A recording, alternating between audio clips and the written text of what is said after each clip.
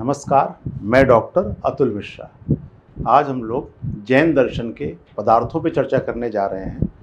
इसके पहले वाले लेक्चर में हम लोगों ने अनेकांतवाद पे चर्चा की थी। मुख्यतः अनेकांतवाद जैन चिंतन का तत्वमीमांसी सिद्धांत है। उसी अनेकांतवाद का एक छोटा सा हिस्सा है द्रव्य संबंधी सिद्धांत। जैसा कि परीक्षा में आता है तो परीक्षा में दो प्रश्न अलग लगाते हैं। एक आता है अनेकांतवाद। यद्यपि ये तत्वमीमांसी सिद्धांत है, लेकिन अनेकांतवाद का जब आंसर राइटिंग करते हैं, उसको समझते हैं, तो मुख्यतः उनकी तत्व दृष्टि को समझा जाता है और द्रव्य को परिभाषित किया जाता है, लेकिन द्रव्य पर बहुत विस्तार से नहीं जाते हैं, क्योंकि अनेकांतवाद का सिद्धांत भारतीय दर्शन में एक समन्वयवाद के रूप में हमारे सामने आता है। तो संक्षेप में द्रव्य का परिचय बताते हुए समन्वयवाद को विस्तार से समझाया जाता है। इसलिए विद्यार्थियों को असुविधा ना हो, हम लोग द्रव्य को एक अलग प्रश्न के तौर पे पढ़ते हैं। देखा जाए तो अनेकांतवाद की परिभाषा में हम लोगों ने शुरू किया था, संसार में अनंत वस्तुएं हैं, अनंत वस्तुओं में अनंत गुण हैं। तो ये अनंत गुण कई तरीके के हैं। उसको दो कैटेगरी में बांटा जाए, एक नित्य गुण है और दूसरा अनित्य गुण है। तो नित्य और अनित्य गुण जिसमें पाए जाते हैं वही सत्य है। सत्य का सिद्धांत क्या है? जिसमें नित्य और नित्य दोनों गुण हो, और नित्य अनित्य जो दोनों गुण हैं जिसमें पाए जाते हैं उसे ही द्रव्य कहा गया। इसका अर्थ क्या है? वो द्रव्य को सत्य मानते हैं। तो ये जो पृष्ठभूमि है ये अनेकांतवाद की है और समस्त द्रव्य संबंधी चिंतन का ये आधार है। अब उसका अगला हिस्सा आता है तो द्रव्य को परिभाषित करने के बाद जिसमें नित्य अनित्य गुण पाए जा रहे हों उसे द्रव्य की वास्तविक सत्ता मानते हैं और कहते हैं उत्पाद व द्रव्यम सत्य की बात करते हैं। जो उत्पन्न हो रहा हो, नष्ट हो रहा हो और बना भी रहे, उसे सत्य या द्रव्य के तौर पे परिभाषित भी किया जा सकता है। अब इसके आगे देखते हैं कि द्रव्य को ये दो कैटेगरी में बांटते हैं। पहला है आस्तिकाय। आस्तिकाय का मतलब जो स्थान घेरते हैं, और दूसरा है नास्तिकाय। द्रव्य है, द्रव्य की दो महत्वपूर्ण कैटेगरी है, आस्तिकाय, नास्तिकाय। नास्तिकाय द्रव्य को काल कहा गया। काल का मतलब समय। अब जैन दर्शन में काल को भी द्रव्य के तौर पर स्वीकार किया गया है। और काल के भी, जैसा चर्चा हुई थी पहले भी, कि इसमें दोनों तरह के काल सम्मिलित है। एक काल जो निरंतर है, शाश्वत है, जब से दुनिया बनी है तब से आज तक लाखों वर्ष बीतने के बाद वो समय निरंतर चल रहा है। लेकिन दूसरा काल क्या है? समय क्या, जो बदलता रह रहा है। रात दिन बदल रहे हैं। भूतकाल, वर्तमान काल, भविष्य काल, ये भी परिवर्तनशील है। 1 वर्ष, 2 वर्ष। तो मुख्यतः जैन चिंतन काल को दो कैटेगरी मान रहे हैं और उसको मान रहे हैं कि नित्य काल हमेशा मौजूद रहता है, और ये जो समय है, जो टाइम है, इस टाइम में ही पूरे संसार की घटनाएं घट रही हैं। तो इन्हें नास्तिकाय द्रव्य के तौर पर काल कहा गया। फिर आता है आस्तिकाय। आस्तिकाय मतलब जो स्थान घेरे। नास्तिकाय जो स्थान ना घेरे, और आस्तिकाय जो स्थान घेरता है उसे आस्तिकाय कहा जाता है। अब आस्तिकाय के उन्होंने दो भेद किए हैं, जीव और अजीव। अब यहाँ पर इनका भी जीव चिंतन महत्वपूर्ण हो जाता है। जैसा कि पूरे जितने भी दार्शनिक संप्रदाय हैं भारतीय दर्शन में, जिनका अध्ययन हम लोग कर रहे हैं, सब में उभयनिष्ठ बात यह है कि सभी आत्मा संबंधी चिंतन कर रहे हैं। जितने भी दार्शनिक हुए हैं वो आत्मा को स्वीकार कर रहे हैं। अगर स्वीकार नहीं भी कर रहे हैं तो वो आत्मा को परिभाषित कर रहे हैं। यहाँ जैन चिंतन आत्मा को स्वीकार करते हैं, आत्मा को अनंत गुणों से युक्त मानते हैं। मुख्यतः उसमें जो अनंत चतुष्टय की वो बात करते हैं। तो ये आत्मा है, स्वभावतः मुक्त है, आनंद स्वरूप है। तो इस तरह के उन्होंने जितने भी भारतीय परंपरा में आत्मा को लेकर विश्लेषण किए गए हैं वह जैन चिंतन में देखने को मिलता है। तो जीव के संदर्भ में जो इनकी व्याख्या है वो आत्मा के संदर्भ में ही लागू होती है। अब आत्मा को लेकर जैसे भी विचार आता है, या हम लोग कहें कि इसको हम जब आत्मा के बारे में बात करते हैं, आत्मा को लेकर हमेशा 4 प्रश्न महत्वपूर्ण होते हैं। पहला, आत्मा का चेतना से संबंध, कि आत्मा और चेतना क्या संबंध है। दूसरा, आत्मा का आकार क्या है। तीसरा, आत्मा एक या अनेक है, और चौथा, क्या आत्मा को तर्क से सिद्ध कर सकते हैं। ये मुख्यतः ये चार प्रश्न आत्मा को के संदर्भ में निर्मित होते हैं। जैसे चरवाक और बौद्ध दर्शन, ये आत्मा का खंडन कर रहे हैं, आत्मा को स्वीकार नहीं कर रहे हैं अपने शाश्वत स्वरूप में। लेकिन जो लोग स्वीकार कर रहे हैं उनको इन चार प्रश्नों का उत्तर देना होता है। परीक्षा में भी जब हमें आत्मा संबंधी कोई चिंतन लिखना है तो हमें मुख्यतः इन चार बिंदुओं पर विचार करना आता है। तो इसमें देखते हैं आत्मा और चेतना का संबंध। इसको संबंध तीन तरीके के माने गए हैं। एक, कुछ लोग कहते हैं कि आत्मा और चेतना का संबंध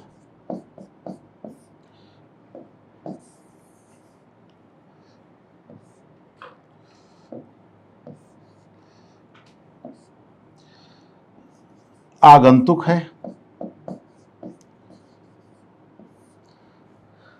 दूसरा मानते हैं कि आत्मा और चेतना दोनों एक हैं स्वरूप। और फिर बीच में आता है अनिवार्य। इसको हम लोग सरल तरीके से भी इसको समझ सकते हैं कि आत्मा और चेतना के संबंध में जैन न्याय दर्शन है, वो कहता है कि आत्मा में चेतना आती जाती रहती है। हम लोग न्याय दर्शन पढ़ेंगे तो इसको वो बहुत विस्तार से देखेंगे कि किस तरह न्याय दर्शन यह सिद्ध करने में सफल होते हैं कि आत्मा और चेतना का संबंध आगंतुक होता है। तो मतलब आत्मा रहेगी, उसमें चेतना आती जाती रहेगी। दूसरा संबंध आता है जिसमें आत्मा ही चेतना है, चेतना ही आत्मा है, जैसा अद्वैत वेदांत। अद्वैत वेदांत कहते हैं यदि आत्मा है तो चेतना है, चेतना का स्वरूप ही है कि वह आत्मा जैसा है। मतलब आत्मा है तो चेतना है, और सांख्य दर्शन भी आत्मा को चेतना के साथ जोड़ते हैं। लेकिन जैन दार्शनिक इसमें बीच का रास्ता निकालते हैं, कहते हैं ना तो आत्मा का आगंतुक गुण चेतना है, ना ही आत्मा का स्वरूप चेतना है, बल्कि आत्मा का अनिवार्य गुण है। तो आत्मा में बहुत सारे गुण हैं, जैसे सुख दुख की अनुभूति करना या फिर ईर्ष्या द्वेष, लेकिन मुख्यतः चेतना उनका, बाकी गुण आते जाते रहते हैं। लेकिन आत्मा है तो हमेशा जो तत्व रहता है उस तत्व को चेतना कहा गया या चेतना के संदर्भ में प्रयुक्त होता है। तो ये गुण अनिवार्य गुण के तौर पर आता है। इसको अगर देखें तो आत्मा और चेतना, और देखिए ये फिगर जो है वो बार बार आपको जरूरत पड़ेगी। आप जितने भी दार्शनिक संप्रदाय पढ़ेंगे इन्हीं चार प्रश्नों का आपको उत्तर देना होगा। और इन्हीं चार प्रश्नों में जैसे अभी आज हम लोग चर्चा कर रहे हैं जैन दर्शन की, लेकिन जब न्याय दर्शन पढ़ेंगे तो दोबारा फिर उसमें क्या होगा कि न्याय क्या मानते हैं? न्याय अनिवार्य गुण नहीं मानते, स्वरूप नहीं मानते, न्याय आगंतुक गुण मानते हैं। तो पहला,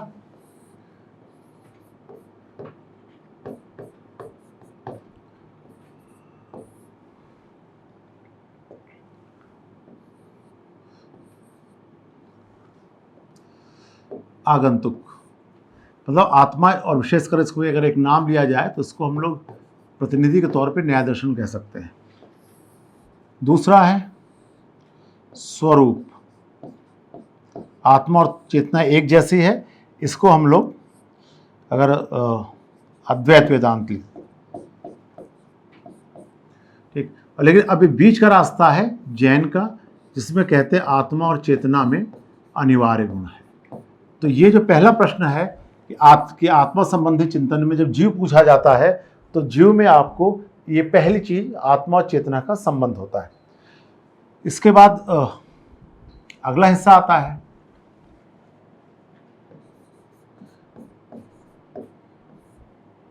अब आत्मा को लेकर, जैसे कि हम लोग इसके पहले भी देखा कि आत्मा को उन्होंने सिद्ध कर दिया है कि वो अनिवार्य है, अनिवार्यता का संबंध उसकी चेतना से है। अब इसके बाद आता है उसका आकार क्या है।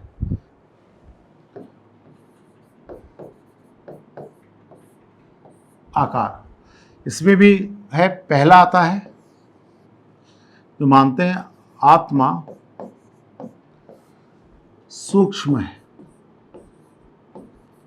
अत्यंत सूक्ष्म है। दूसरा आता है आज का जस्ट विपरीत विभरूप है। ये अत्यंत सूक्ष्म है, ये अनलिमिटेड है, और इसी दोनों के बीच को कहा जाता है कि वह शरीर परिमाणी है। इसका अर्थ क्या होगा कि जैसा शरीर होगा वैसी आत्मा होगी। ये तीसरा पक्ष है, यही जैन चिंतन का पक्ष है।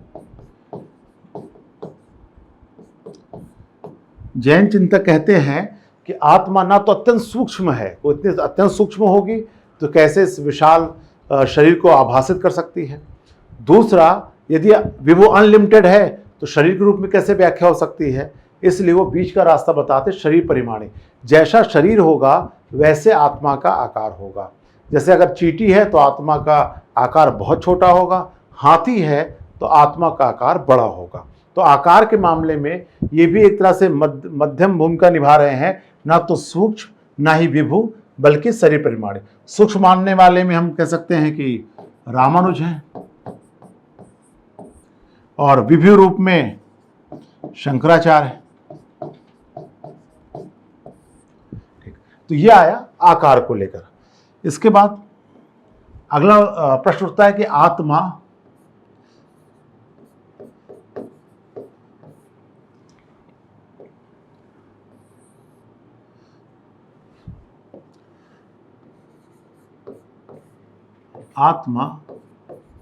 एक है या अनेक है।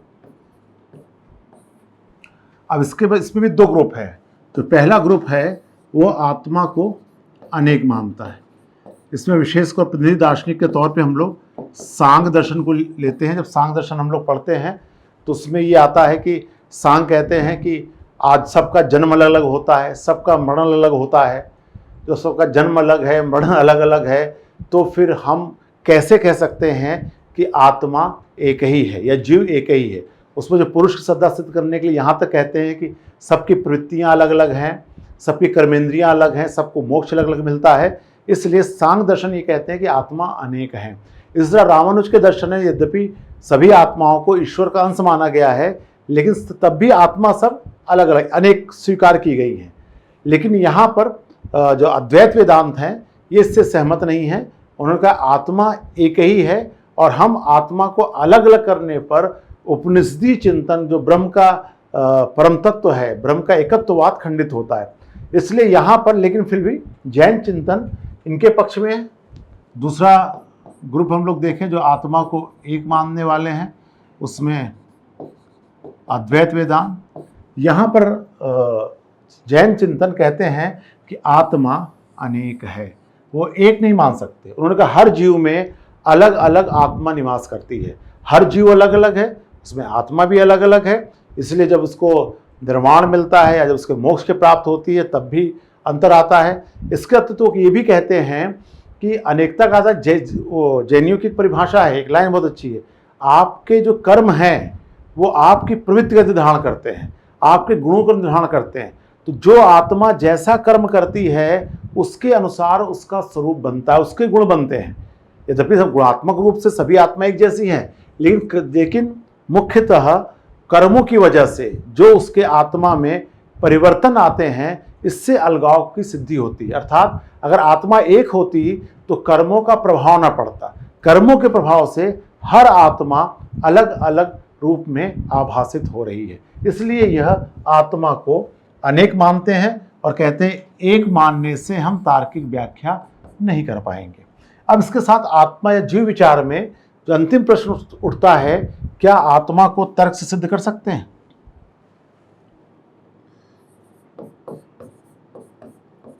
जीव या आत्मा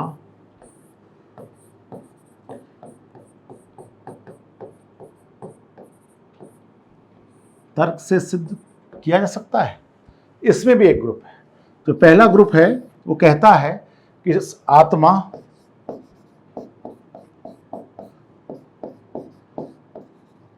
तर्क से सिद्ध नहीं हो सकती। उसका अपना लॉजिक है कि भाई तर्क से उसको सिद्ध कर सकते हैं जो हमारे व्यवहारिक अनुभव में आ रहा हो, लेकिन जो हमारे अनुभव में नहीं आ रहा है वो तर्क का विषय कैसे हो सकता है। फिर कुछ लोगों ने ये भी कहा कि भाई जिसकी रोशनी से या जिसके प्रकाश से हम और चीज़ों को देखते हैं उसे स्वयं कैसे देखा जा सकता है। लेकिन इन सबसे अलग जैन चिंतन आत्मा को तर्क से सिद्ध करते हैं। कहते हैं आत्मा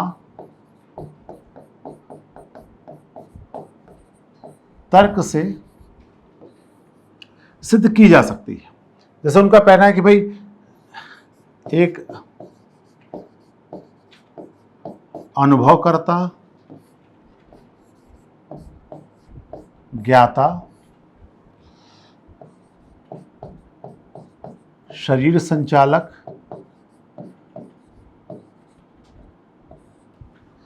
ठीक,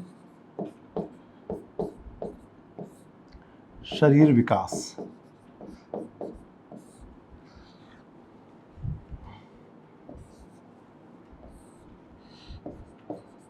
और फिर खंडन से भी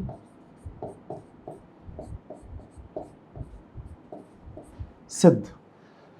मुख्यतः ये दो तर्क एक जैसे हैं। पहला अनुभव करता, जो भी अनुभव कर रहे हैं हम लोग, सुख दुख, भाई हाथ को दर्द हो रहा है, हाथ में चोट लग रही है, तो इस चोट का अनुभव कौन कर रहा है। अगर आपको ठंडी हवा लग रही है तो इसका अनुभव कौन कर रहा है।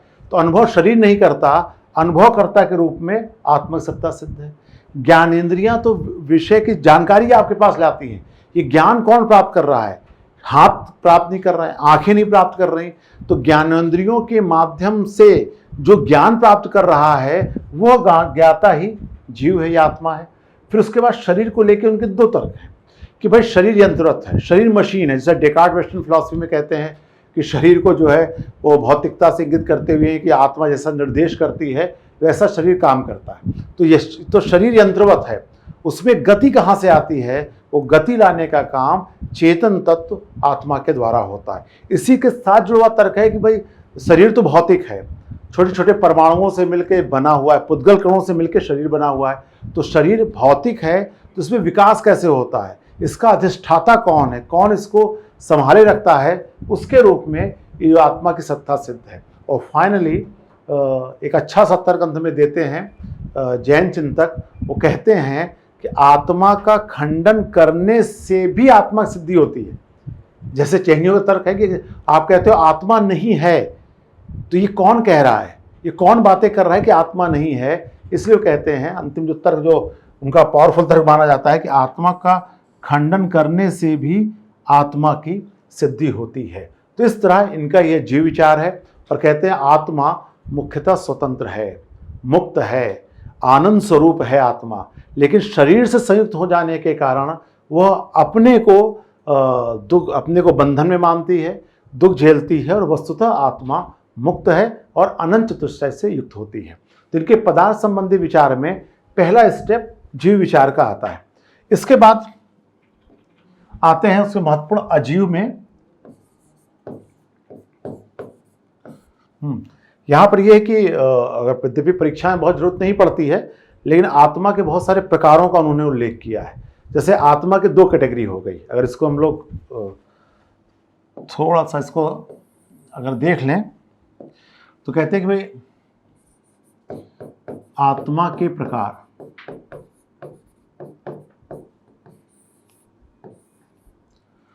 इसमें एक है एक बंधन बद्ध और एक मुक्त। बद्ध में भी दो कैटेगरी हो गई, एक तरस और दूसरा स्थावर। ठीक, जिसको एक इंद्री वाले होते हैं वो एक जगह रहते हैं और 2 से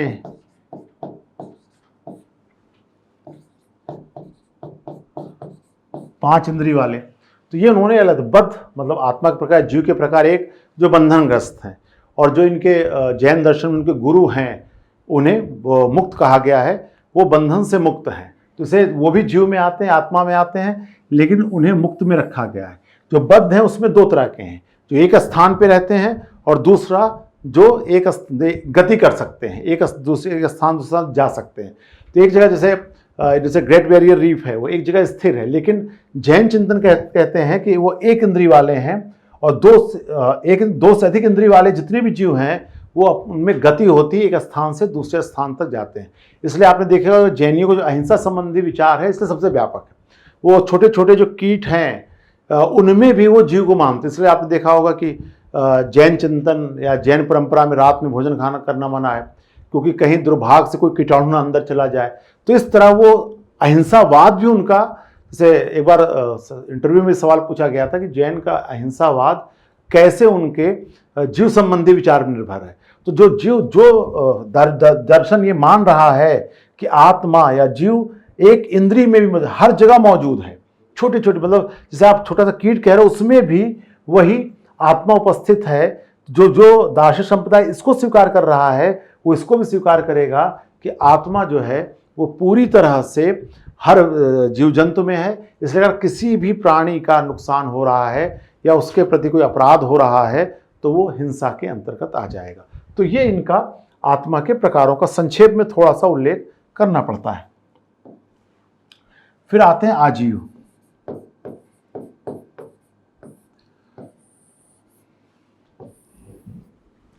आजीव में जैसे इसके पहले वाले में भी हम लोग ने फ्रेमिंग देखा था। पहला है पुद्गल, इसके दो हैं,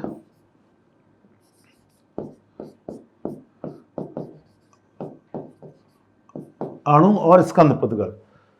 पुद्गल भौतिक पदार्थ, परिभाषा बहुत अच्छी है, पूर्यंतु गलंतु च, जो बनते रहें बिगड़ते रहें, हो तो पूर्यंतु गलंतु च। और रोचक बात है कि बौद्ध दर्शन जब हम लोग पढ़ते हैं तो पुद्गल का जो नाम का प्रयोग है उन्होंने आत्मा के लिए किया है, जीव के लिए किया है, क्योंकि जीव भी जो है वो परिवर्तनशील मानते हैं, तो जीव बनते बिगड़ते रहते हैं। तो पुद्गल का शाब्दिक अर्थ होता है पूर्यंतु गलंतु च।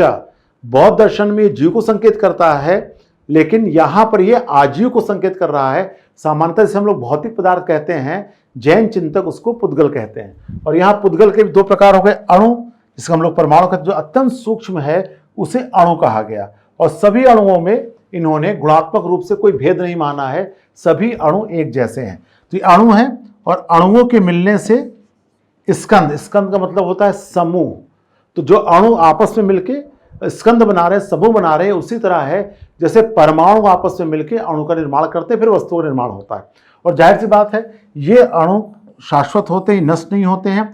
इससे बनने वाले जो स्कंद हैं वो बनते बिगड़ते रह सकते हैं। यहाँ पर जो पुद्गलों में, अणु पुद्गल में उन्होंने ये माना है कि यह गुणात्मक रूप से एक है। इसके पहले जो चर्चा होती है कि जो भौतिक पदार्थों का पृथ्वी, जल, अग्नि, वायु, ये चार तत्वों के अणुओं से को ये पदार्थ के तौर पर स्वीकार कर रहे हैं, द्रव्य के तौर पर स्वीकार कर रहे हैं। और यह आजीव है, लेकिन इसमें आकाश को नहीं शामिल किया गया। इन्होंने आकाश को अलग से एक अजीव तत्व में शामिल किया गया। परमाणु इन्हीं चार के परमाणु हैं, तो गुणात्मक रूप से एक होने के बाद भी ये चारों परमाणु मिलकर आपस में सृष्टि का निर्माण करते हैं। बस थोड़ा सा अंतर ये आ रहा है कि जब आप वेदांत दर्शन पढ़ेंगे तो उसमें पंचभूतों से मिलकर सृष्टि निर्माण की बात की गई है, यहाँ जैन चार की ही बात कर रहे हैं और आकाश को ही अलग से कर रहे हैं। और देखिए यहाँ भी परमाणु शाश्वत है, इसके समूह जो है वो बनते बिगड़ते रहते हैं। इसके बाद एक सिद्धांत इनका आता है धर्म का। धर्म का मतलब होता है गति। तो कहते हैं भाई आज कौन सी वो चार चीजें हैं, भाई जीव तो हो गया अलग, अब इसके बाद भौतिक तत्व आ गए। अब जो भौतिक तत्व है, पुद्गल हैं और जीव हैं, इनकी गति कैसे होगी? तो यहां धर्म का संबंध गति से, ये गति के परिचायक के तौर पे आते हैं। और बिना गति के संसार की जो विकास है वह संभव नहीं हो पाता। बिना गति के यह संभव नहीं हो पा रहा है कि हम कैसे विकास कर सकते हैं या विकास की प्रक्रिया में कैसे आगे बढ़ सकते हैं। तो यहाँ पर सिद्धांत आया गति, और उन्होंने बड़ा अच्छा उदाहरण दिया है। जिस उदाहरण में ये माना गया कि जिस तरह मछली के लिए पानी, मतलब पानी होगा तभी मछली गति करेगी, वैसे धर्म होगा तभी गति की जाएगी। इसके बाद वो अधर्म का भी उल्लेख करते हैं कि बिना अधर्म के कोई भी चीज, अधर्म का मतलब यहाँ पर जो रोके, गति का जो विपरीत है उसे अधर्म कहा गया है। अधर्म स्थिरता का परिचायक है और बिना अधर्म के कहीं भी कोई भी सत्ता जो है स्थिर नहीं रह सकती। और फाइनली यह आकाश की बात कर रहे हैं, और आकाश में भी एक लोकाकाश जिसमें हम लोग रहते हैं, और दूसरा अलोकाकाश जो अनंत का है। तो यहां देखिए लोकाकाश सीमित है, इसमें हम सीमित रूप में इसका अनुभव कर रहे हैं, और व्यापक तौर पे पूरा ब्रह्मांड है। तो आकाश के दो, जो एक हमें दिखाई दे रहा है वो है, और दूसरा वो है जो पूरे ब्रह्मांड को रेखांकित करता है। तो इस तरह इनके पदार्थ संबंधी चिंतन में ये अलग अलग व्याख्या आती है, फिर इसी आधार पे वो पूरे पुद्गल कण मिलते हैं, आपस में सृष्टि का विकास करते हैं। जीव मौजूद है, आकाश स्थान दे रहा है, और धर्म गति दे रहा है, और धर्म उसको स्थिरता ला रहा है। तो इस तरह इनका यह पदार्थ संबंधी चिंतन हमारे सामने आता है, जिसको कि हम लोग परीक्षा में अलग से लिखते हैं। अब इसकी देखते हैं, इसकी आलोचना को हम लोग लाते हैं। तो इसमें हम लोग इनकी आलोचना पर आते हैं। आलोचना से पहले जो नई व्याख्या है उसमें धर्म और अधर्म पर विशेष बल देते हुए कहा गया है कि जैनियों ने कितनी बेहतर तरीके से अधर्म के महत्व को समझाया है, मतलब स्थिरता के। जैसे रोचक बात ये, जैसे कभी मन में सवाल उठता होगा ना कि ट्रेन, बुलेट ट्रेन बनती है, इसकी स्पीड 500 किलोमीटर प्रति घंटा क्यों है, इसके 2000 किलोमीटर प्रति घंटा कर दें, सुपरसोनिक लगा दें। लेकिन रोचक बात है कि हम जीवन में गति उतनी ही बढ़ा सकते हैं जिसको कंट्रोल कर सकें। जिसका ब्रेक बन सकता है उससे उतनी ही गति बढ़ाई जा सकती है। ट्रेन की गति हम उतनी ही बढ़ा सकते हैं जिसे ब्रेक लगाने पे कंट्रोल किया जाए। जैसे मेरे मन में बचपन सवाल उठता था, यार इससे गति के लिए क्यों परेशान रहते हैं, सारे 400 हमारे मिला था इंटर, या जब मैं इंजीनियरिंग की पढ़ाई शुरू की थी मैंने, तो उसमें शुरू में हमें बताया गया था कि बस में 400 किलोमीटर प्रति घंटा। तो मेरे मन में सवाल आता था, इन्हों 800 कर दें, 1000 किलोमीटर प्रति घंटा कर दें। जब सुपरसोनिक हवाई जहाज बन चुका है, इतनी स्पीड हम प्राप्त कर चुके हैं। लेकिन जैनियों ने बहुत लॉजिकल बात की कि गति का संबंध आपकी स्थिरता से। और भारतीय परंपरा ने, देखिए हिंदी भाषा में कितना शब्द है, गाड़ी। भाई गाड़ी जो गड़ जाए, जो रुक जाए, जिसे रोका जाए सके, उसे गाड़ी कहते हैं। एक फिल्म में ना चलती का नाम गाड़ी नहीं होता, क्यों? क्योंकि भाई जो चल रहा है, अगर जितना रोक लें उसे, तो उसे सही माना जाता है। इसीलिए यहाँ पे कहा जाता है कि धर्म, तो अधर्म का भी विशेष महत्व है जितना इनके चिंतन में धर्म का भी महत्व है। अब देखते हैं आलोचना। जो मुख्यतः जो आलोचना है बहुत जैनियों की आलोचना शुरू से बहुत सीमित रूप में ही रही है। इसमें मुख्यतः इसे हम लोग 3 हिस्सों में देखा जाए तो सबसे अधिक जो आपत्ति है वो आपत्ति ये कि आत्मा को परिवर्तनशील के साथ, परिवर्तनशील कैसे हो रहा है? क्योंकि इसमें अवयव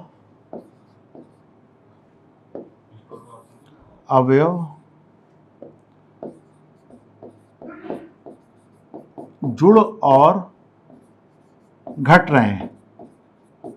मतलब जैसे आत्मा है, वही आत्मा अगर चींटी के शरीर में तो अवयव कम हो जाएंगे, अगले जन्म में किसी और शरीर अवयव बढ़ जाएगा। तो कोई किसी चीज में अवयव से युक्त है, इसका मतलब उसका नष्ट होना तय है।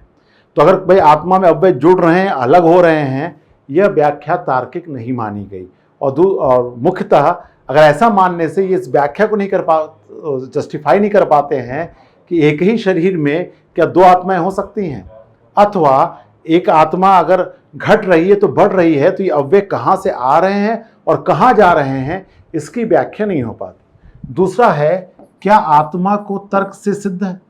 तर्क से असिद्ध है आत्मा को ना तो तर्क से सिद्ध कर सकते हैं, ना आत्मा को तर्क से खंडित करते हैं। सुरेश्वराचार्य कहते हैं कि जिसके प्रकाश से हम पूरी दुनिया को देखते हैं, उसी के प्रकाश से उसी को कैसे देखा जा सकता है। इसलिए आत्मा को तर्क से सिद्ध करने को कोटिगत दोष माना गया है। 2 कोटिगत दोष, 2 अलग अलग कोटियों का, भाई तर्क अलग है, अनुभव अलग है, और आत्मा इससे अलग तत्व है। इसलिए आत्मा को तर्क से सिद्ध करना अनेक दार्शनिकों को मान्य नहीं है और मुख्यतः ये है कि आत्मा जो अतीन्द्रिय है उसको तर्क से सिद्ध नहीं कर सकते। तीसरी आलोचना मुख्यतः पुद्गल को लेकर हुई है। जब सभी पुद्गल गुणात्मक रूप